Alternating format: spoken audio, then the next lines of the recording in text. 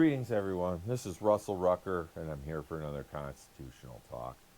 And today I thought we'd talk about our Treaty of Paris. It was signed September 3, 1783, and ratified January 4th the following year. Deliberations began in 1782, and there was a preliminary treaty in 1782. Hostilities had stopped in 1781. Now, I want you to take a look at this globe here. This globe is written to 1783, World 1783, and this in the blue is America, the way we had it. But initially, in the preliminary, we only had about this much. We had over to the across the mountains, and that's it. And France would have gotten this other section here. France lost a lot in the French and Indian Wars, and England gained a vast amount of territory. But by the time we get to 1783, you'll notice Spain here. All this in yellow from what modern day Florida out west and sweeping all the way down to South America is you have a great vast amount there that is Spain.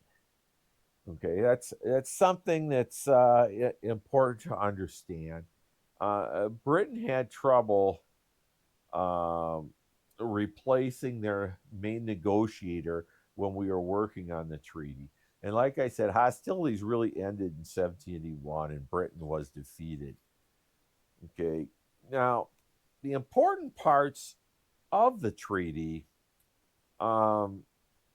basically are like, yes, one and two. Britain acknowledges the colonies are free, independent, and sovereign states. And it spells out the geographical boundaries thereof in the document of the treaty. Now, the third important thing was that it granted fishing rights off of Newfoundland and the Gulf of St. Lawrence. So you're basically talking up through this area here. We had some fishing rights along our coast. The fourth thing it did was it recognized the lawful debts on both sides. Fifth, the Congress of the Confederation to recognize the confiscated land from the Loyalists. So those that were loyal to the crown would regain their land back. Okay. The sixth important thing was to stop future confiscations of property from the loyalists. The prisoners were to be released on both sides, and all property was to be returned to the rightful owner. Britain and the United States to both have rights to the Mississippi River. Now, some of these things didn't really materialize in reality until Jay's Treaty came sometime later. And the ratification of the treaty was to be done in 6 months. And that's your final treaty. Now, if you remember, Benjamin Franklin was sent to England to deal with the pen plantations, where they own almost all of, or 2/3 anyway, or 3/4. I'm not sure. I don't remember the exact number. But they owned a vast amount of Pennsylvania. And while we were settling it, some of the land was settled on the Penn estates. So he was sent over and he was in England. Okay. This is England over here. You probably can't see it from that vantage points. And he, at this point, he was down in France. Okay. And he really was the lead negotiator. Okay. Spain was trying to hold back until they gained control Gibraltar and some other areas, so they weren't really prepared to settle. See, what you have to understand is Holland, Belgium area. They were one group. You had Spain, you had France, the United States, and England. Because this really was kind of a global conflict. This whole situation, um, because England was fighting France at the same time. And so you had these two sides, and of course, France was an ally in the war. The original land, as I mentioned, only gave us through the applications. John Jay was dispensed. John Jay and John Adams were dispatched over to France to help deal with negotiations. But John Jay, he was sent over to Spain, and he came back empty-handed because they just weren't ready to settle, and he really got nothing out of it. Ben Franklin's grandson was operating as a secretary at the time of the negotiations. John Adams brought his son John Quincy Adams, and he served in the same manner. But Benjamin Franklin and John Adams, they really didn't get along, to the point that John Adams was more stern. He was more down to business. Franklin would talk with the ladies. He'd get the ladies to talk to their husbands. He had this whole way of getting around things, and he was constantly, um,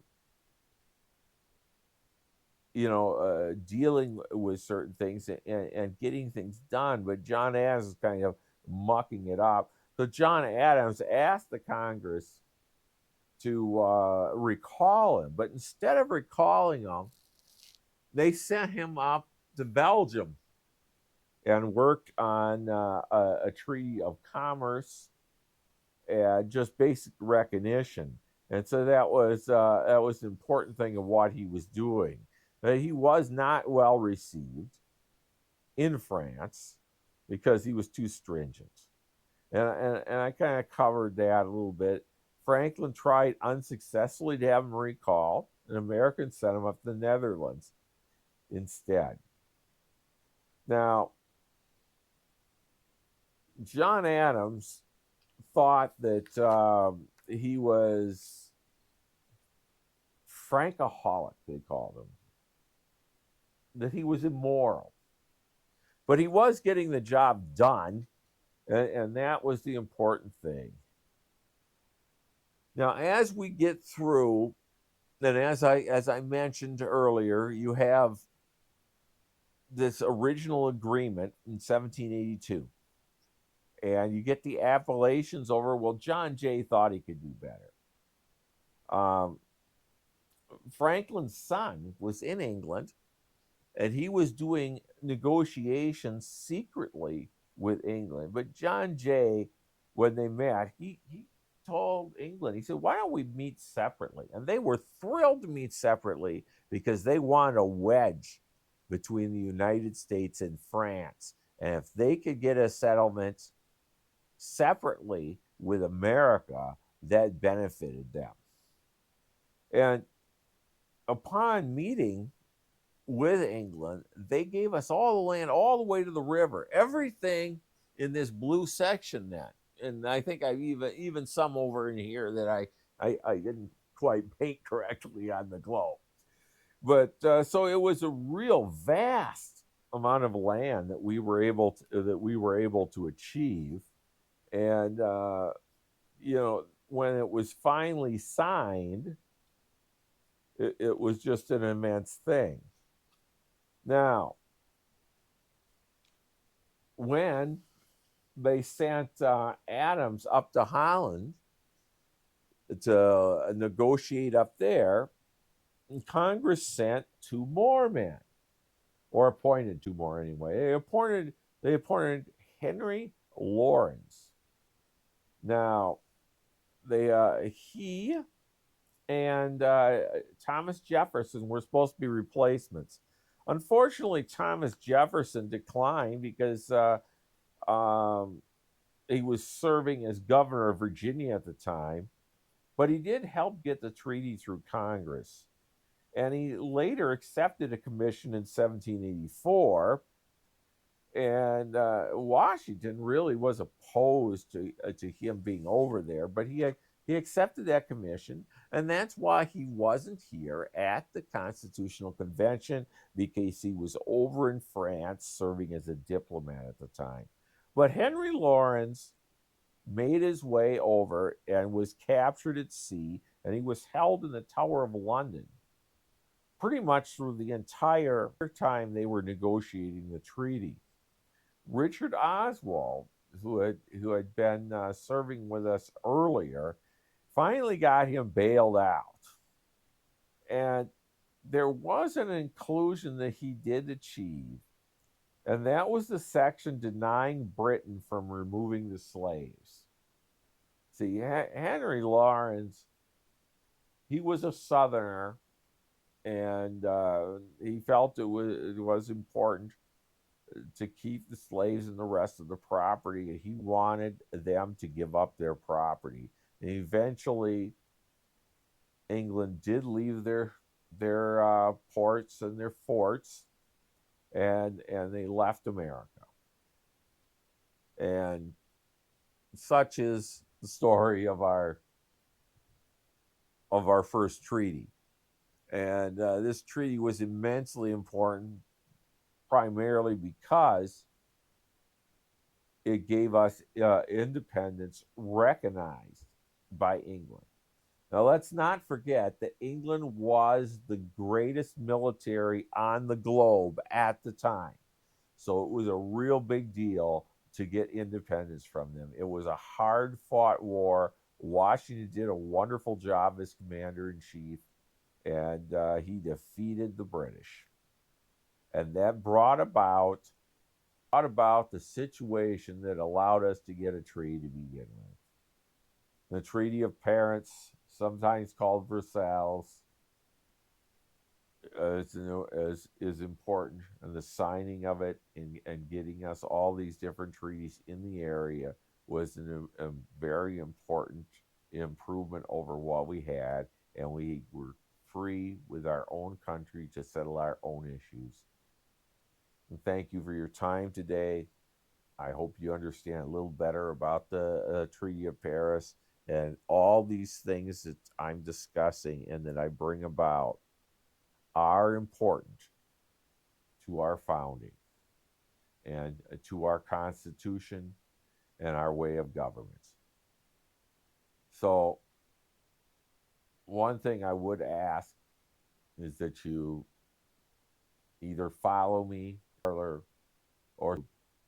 and so you don't miss my important videos. Thank you so much for your time, and we'll catch you next time on the next Constitutional Talk. Have a good day now, folks. We'll catch you later. Bye.